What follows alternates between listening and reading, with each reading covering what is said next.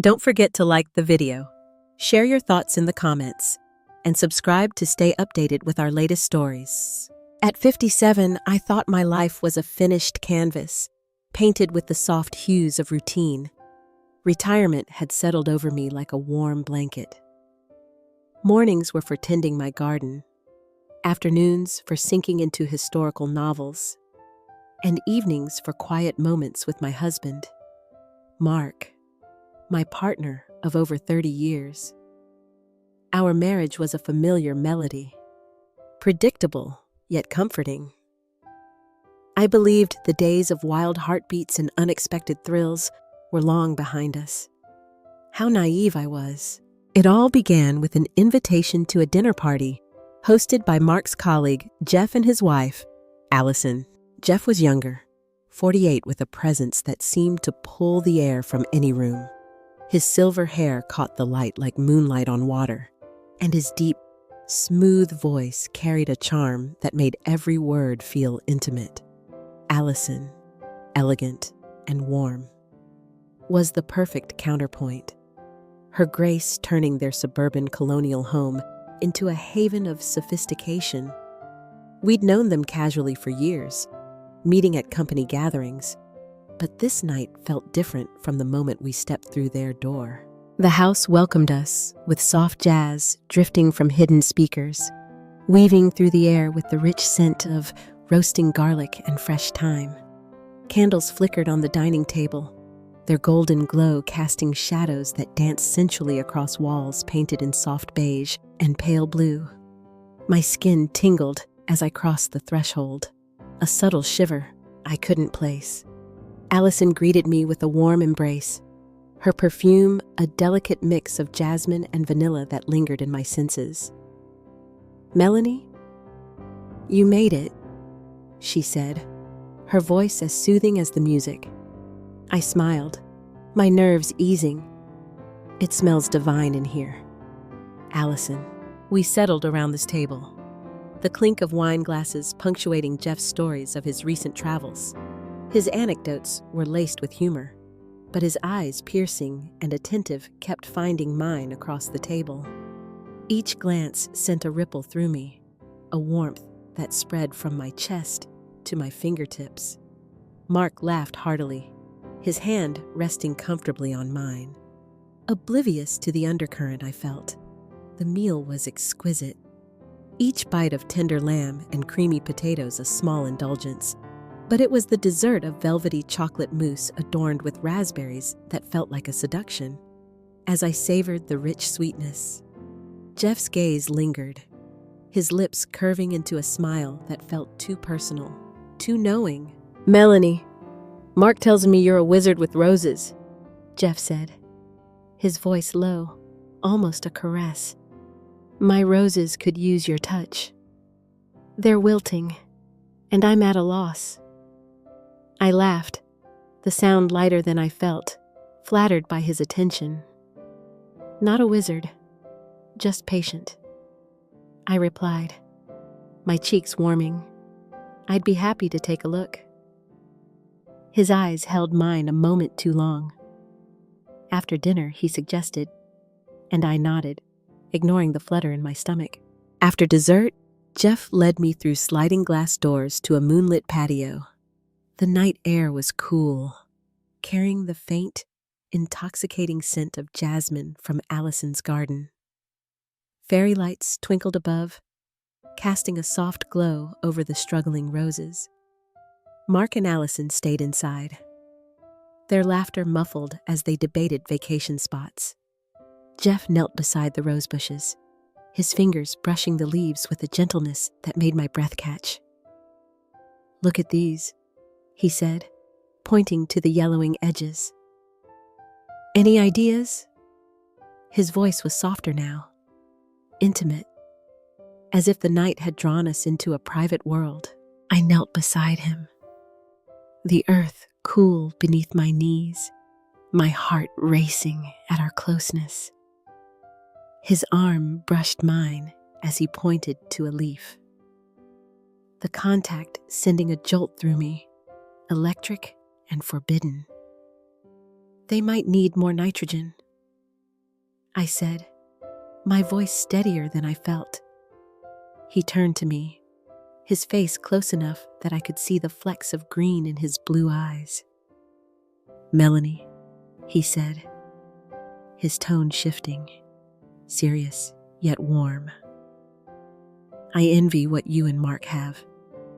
Allison and I, after 20 years, we've drifted. I feel like something's missing. His confession hung in the air, heavy with unspoken meaning. I swallowed, my pulse loud in my ears. Every marriage has its seasons. Jeff, it's normal. He nodded, but his gaze didn't waver. Maybe, but this emptiness? It's been years since I felt truly seen. His hand brushed mine again, this time lingering, his skin warm against my own. The touch was innocent yet charged, igniting a spark I hadn't felt in decades. Guilt flooded me, but so did a rush of desire, raw and unexpected. I'm sorry, he said quickly, pulling back, his voice thick with regret. I didn't mean to. It's okay, I interrupted, my voice barely a whisper. You're just being honest. The words surprised me, as if someone else had spoken them. His eyes softened, gratitude and something deeper flickering within them. We stood, the night air wrapping around us like a secret. Inside. Mark's laughter pulled me back to reality. But the weight of Jeff's gaze followed me, a silent promise of something unspoken. That night, as Mark slept beside me, his steady breathing a familiar comfort, I lay awake, my body humming with questions. Had I imagined the heat in Jeff's touch? Was it merely flattery? Or had he stirred something long buried within me? My life with Mark was a safe harbor. But that fleeting moment under the moonlight had cracked open a door I hadn't known existed. I felt alive, fragile, like a flower trembling in the first light of dawn. The days that followed were a quiet storm. Outwardly, life continued mornings pruning roses, afternoons with novels, evenings with Mark, but beneath it all, Jeff's words echoed, his confession, his touch, replayed in my mind, each memory laced with a thrill that both excited and shamed me. I loved Mark, my anchor, my home. Yet Jeff's vulnerability had awakened a hunger I couldn't ignore, a longing to be seen, desired, in a way I hadn't felt in years. One bright afternoon, as I tended my lilacs, their sweet scent filling the air, Mark's voice broke my reverie. Melanie, you have a visitor. My heart lurched. Jeff stood on the porch, his blue button-down clinging lightly to his frame, his expression cautious yet warm. My body responded before my mind could, a flush spreading across my skin. Sorry for dropping by, he said, his voice low, almost hesitant. I wanted to talk about those roses. If you're free. Of course, I said too quickly, my voice betraying a hint of eagerness. Mark smiled, unaware of the tension coiling between us. I'll let you two garden experts sort it out, he said, disappearing inside. Jeff and I stood in the garden, the air thick with unspoken words. Birds sang overhead, their cheerful notes a stark contrast to the heat building within me. I'm sorry about the other night, Jeff said, his eyes searching mine. I crossed a line. I felt awful since. You don't need to apologize, I said softly, my heart pounding. Nothing happened. He stepped closer, his presence overwhelming, his voice a low murmur. But something did happen. Melanie. We both felt it. My breath caught as his gaze held mine, intense and unguarded. I know it's wrong, he continued, his words deliberate. I've tried to forget it, but I can't stop thinking about you, about this connection. His words sent a shiver down my spine, a mix of fear and desire. Jeff, I'm married. Happily. He nodded, his expression pained. I know. I'd never want to hurt that, but you've awakened something in me, something I thought was gone. The air between us crackled, charged with possibility. I looked away, my body trembling with the weight of his confession. I appreciate your honesty, I whispered. And I'll admit, it stirred something in me too. But we can't. It's not fair to anyone. He reached out, his hand hovering near mine, then gently took it. His touch was warm, steady, and my fingers tightened around his instinctively.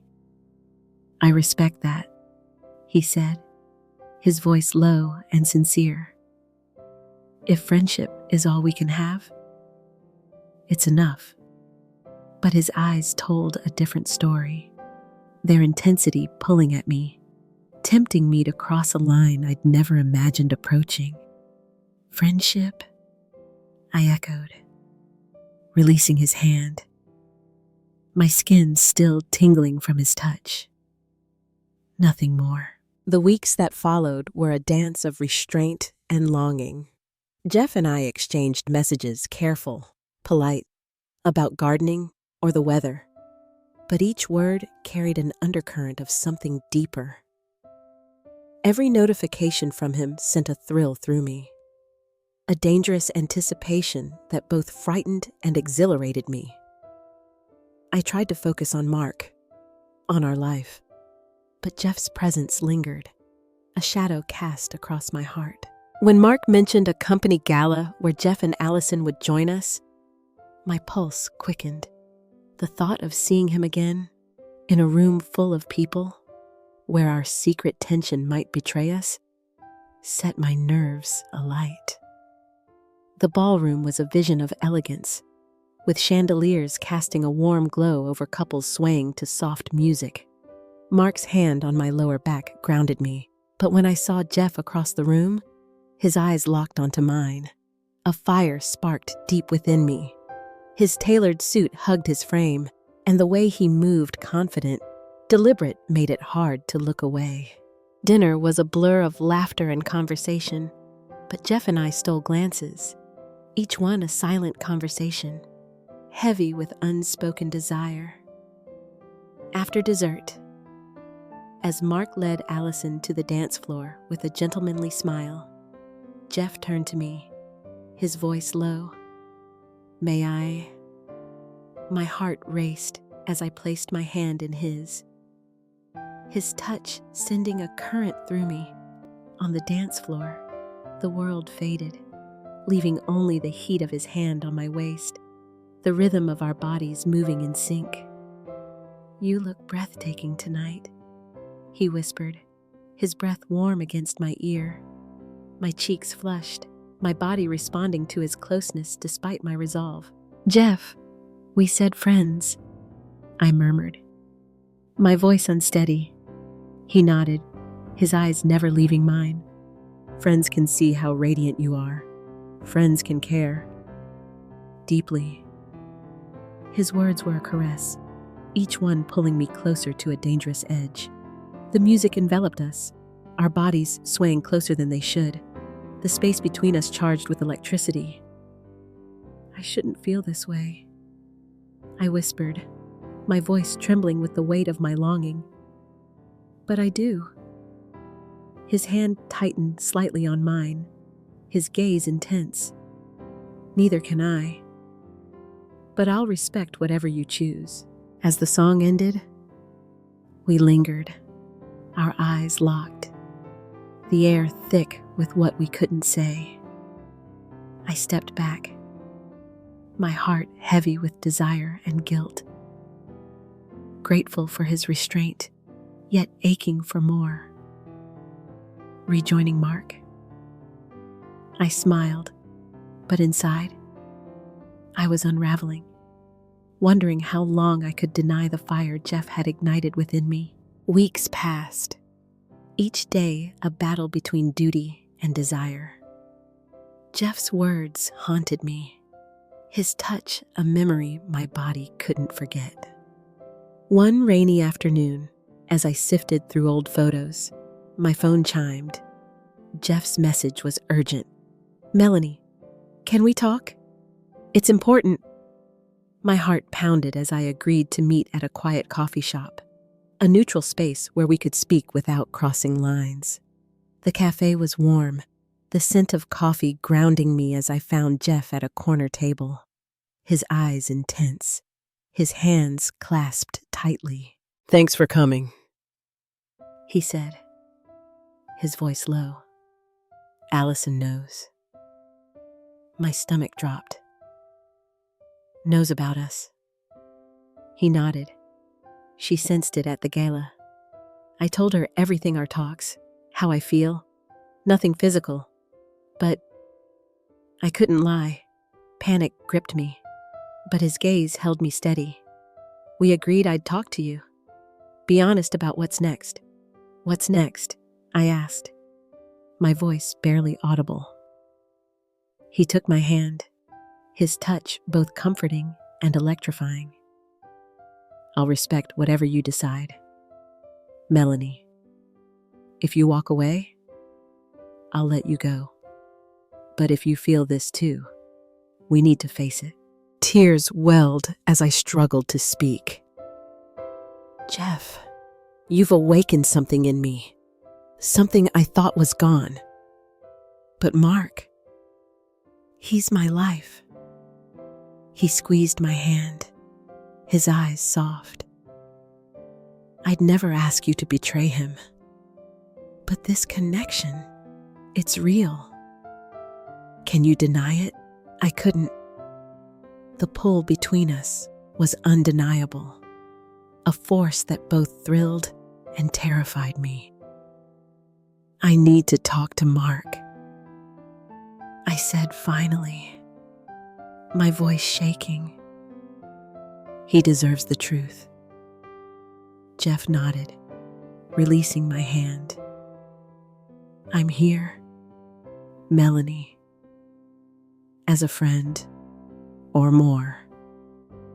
No pressure. Driving home, my mind raced, rehearsing the words I dreaded saying to Mark. That evening, in our quiet living room, I found the courage. "Mark, I need to talk," I began, my voice trembling. He looked at me, concern in his eyes. "What's wrong?" Taking a deep breath, I confessed.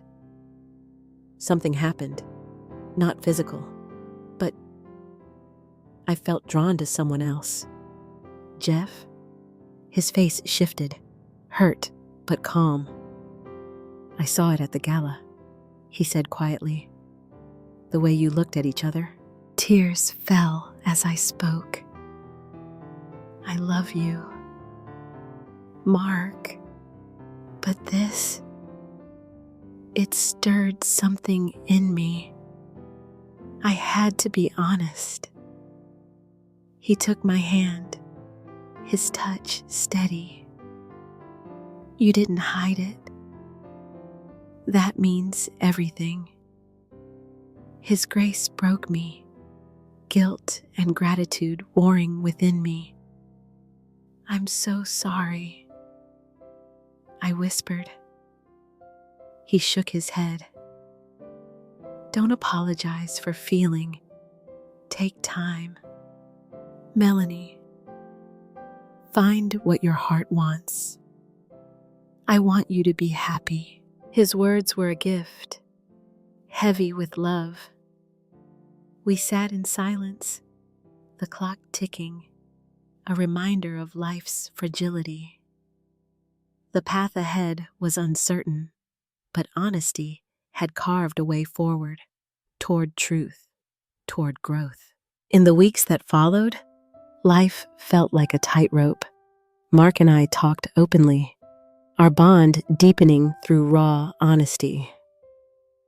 Jeff and Allison sought counseling, and Jeff and I kept our distance, giving space for reflection. One afternoon, as I worked in my garden, Mark joined me, 2 mugs of tea in hand. "Melanie, I've been thinking," he said, his voice gentle. "Our marriage is love, friendship, respect. Maybe it's time we make room for change, for happiness, even if it's apart." Tears fell as I looked at him. "What are you saying?" He smiled, tender and sure. "I love you enough to let you explore what you feel with Jeff. You deserve joy. We both do." My heart swelled, torn between love for Mark and the pull toward Jeff. In my garden, surrounded by blooming flowers, I saw the truth. Love isn't just duty. It's courage, honesty, and the bravery to embrace change. As I glanced toward the house, where Mark laughed with Jeff and Allison, I felt a quiet peace. The journey ahead was unknown, but it was alive with possibility, a path lit by truth and the courage to follow my heart. And you won't believe what happened next.